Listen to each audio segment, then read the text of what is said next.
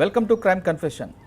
శనికావేశంలో నేరాలు చేసి జైలుకు వచ్చిన వారు మారి తిరిగి బయటకు వచ్చిన తర్వాత వాళ్ళు ఏ విధంగా ఉన్నారు, వాళ్ళ జీవన విధానం ఏ విధంగా ఉందో అని పరిచయం చేసే కార్యక్రమంలో ఈ వారం మన గెస్ట్ అర్జున్ ఎలాంటి నేరం చేసి బయటకు వచ్చారు, అసలు నేరాన్ని చేయడానికి కారణం ఏంటనే విషయాన్ని అర్జున్ అడిగి తెలుసుకుందాం. అర్జున్ నమస్తే. నమస్తే సార్.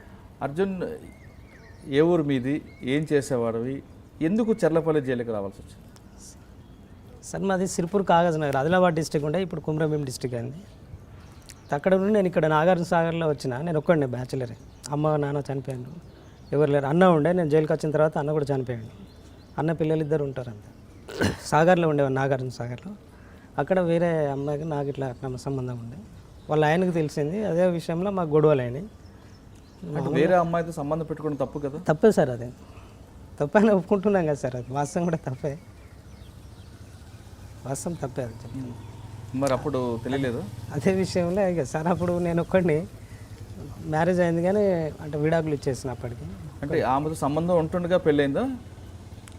లేదు, అదేం లేదు.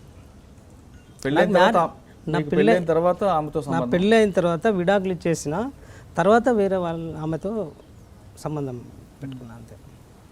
ఆ విషయం అలా అని తెలిసిందా? వాళ్ళ ఆయనకు తెలిసింది.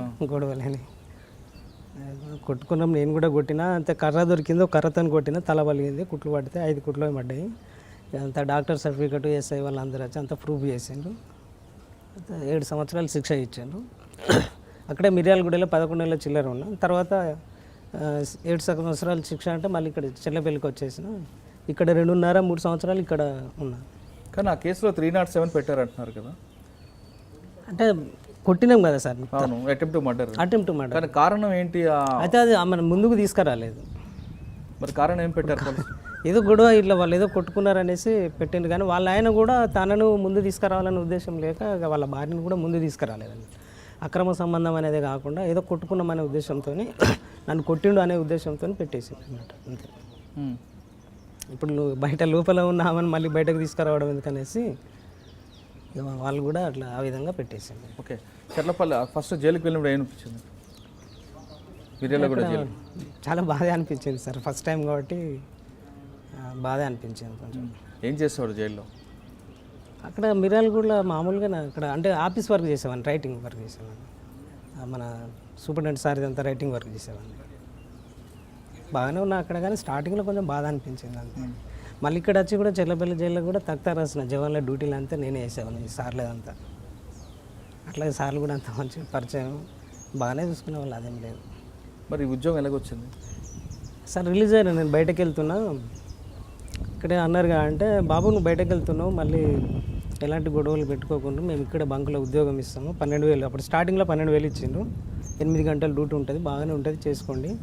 ఇక మీరు ఎక్కడో మళ్ళీ ఫ్యాక్టరీలకి వెళ్ళి ఉద్యోగం కావాలని వెతుకోవాల్సిన అవసరం లేదు, మీకు అదే 8 గంటల డ్యూటీ ఇక్కడ కల్పిస్తున్నాం, చేసుకోండి అని చెప్పేసి అన్నారు.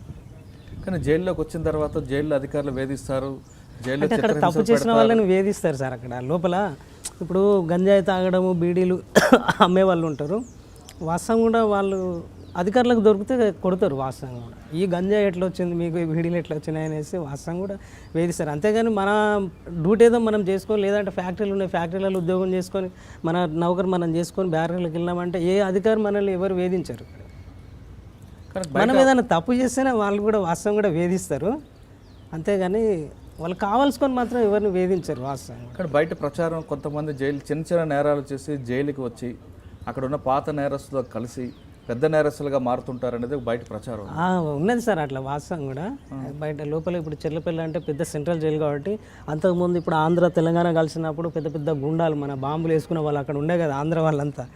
అప్పుడు నేను వెళ్ళిన స్టార్టింగ్లో కూడా ఉండే, 15లో వచ్చినా నేను ఇక్కడికి, అప్పుడు కూడా ఉండే. కానీ తర్వాత వాళ్ళందరినీ తీసేసిండ్రు ఇక్కడ నుండి.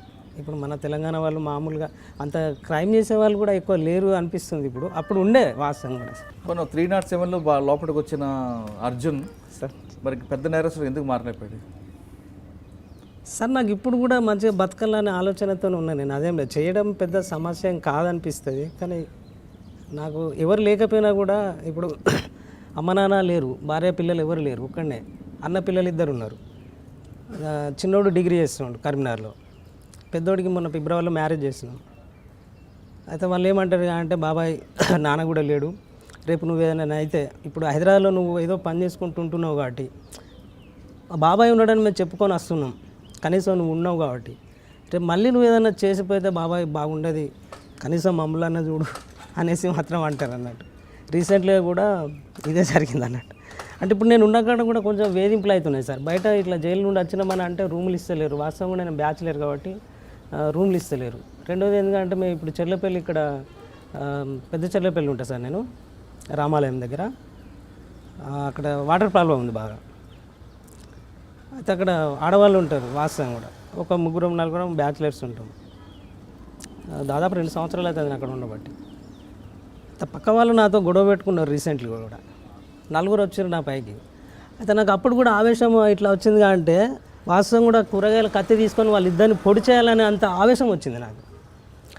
ఎందుకంటే ఖాళీగా ఉన్నది, నేను నడవలేని పరిస్థితి ఇప్పుడు కూడా ప్రజెంట్గా. అయితే ఆ విషయం మా అన్న కొడుకు తెలిసింది, అటు ఇట్లా బాబాయ్ గొడవ పెట్టుకున్నాడు అది అని చెప్పేసి.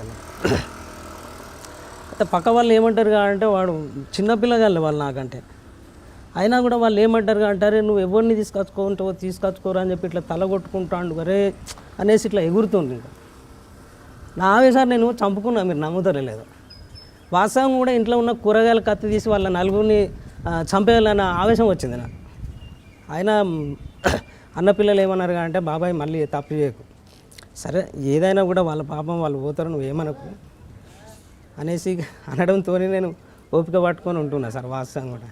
అయితే వాస్తవం కూడా ఇప్పుడు బయట కూడా ఇట్లా జైలు నుండి వచ్చినామంటే కొంతమంది ఇట్లా విలువ ఇస్తలేరు, ఇట్లా కూడా జరుగుతుంది. ఇక జైలు నుంచి వచ్చిన వాళ్ళకి ఇల్లు దొరకట్లేదు అన్నది వాస్తవేనా?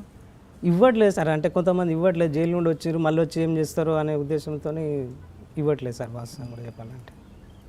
నేను కూడా చాలా జైలు నుండి రిలీజ్ అయినాక చాలా వెతికిన తర్వాత ఇతనే రవి, అతను నాకంటే ముందు వచ్చాడు. అన్న ఇక్కడ ఉన్నాయి రూములు రా అని చెప్పేసి అని అన్నాడు. ఆ ఓనర్ వాళ్ళకి చెప్పాడు, అమ్మ ఇట్లా జైలు నుండి వస్తుండు, నేను కూడా జైలు నుండి వచ్చిన అని చెప్పేసి అంటే సరేలే అనేసి ఇచ్చేది. వాస్తవం కూడా రూమ్లు ఇవ్వట్లేదు, మళ్ళీ వీళ్ళు జైలు నుండి వచ్చింది మళ్ళీ ఏదైనా నేరాలు చేస్తారు, ఉన్న కంపౌండ్లో ఏదైనా మళ్ళీ గొడవలు సృష్టిస్తారేమో అనే ఉద్దేశంతో కూడా రూములు కూడా ఇవ్వట్లేదు వాస్తవం. ఇప్పుడు మీరు జైలు నుంచి బయటకు వచ్చిన తర్వాత మీ పరిస్థితి, మీ జీవనం ఎలాగుంది? పర్వాలేదు సార్, బాగానే ఉంది ఇప్పుడు. కానీ కాలిరిగినప్పటి నుండి కొంచెం ఆర్థికంగా దెబ్బతిన్నా.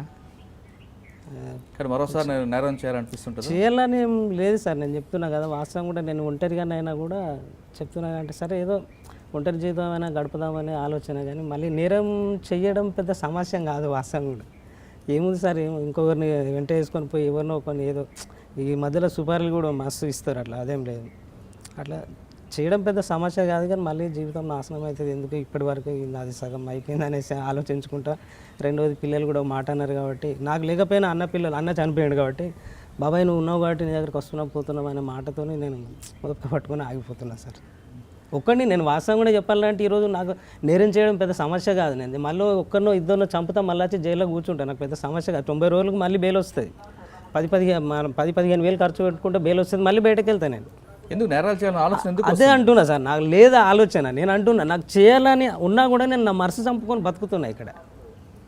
కానీ వాస్తవం చెప్తున్నా కానీ కొన్ని జాగాలలో అట్లా వాళ్ళు సృష్టిస్తున్నారు కాబట్టి నాకు మొన్న ఆవేశం తట్టుకోలేకపోయింది. ఇప్పుడు కూడా ఎట్లా అంటే వాళ్ళు నలుగురు అసలు చిన్నోళ్ళు అయినా కూడా నా పైకి రావడంతో నేను నడవలేని పరిస్థితులు ఉన్నాను. వాస్తవం కూడా నేను బాగుంటే ఏమయ్యేదో తెలియదు. కానీ అటువంటి పరిస్థితుల్లో మీ సహనమే మీకు, మీ ఓపిక ఉండాలన్నది నేను ప్రూవ్ చేసుకోవాలి. వాస్తవం సార్ చెప్తున్నా కదా. ఎందుకంటే మీరు మరొకసారి దారి తప్పితే మీ కోసం చేసిన అధికారుల యొక్క కార్యక్రమం దారి తప్పినట్లు.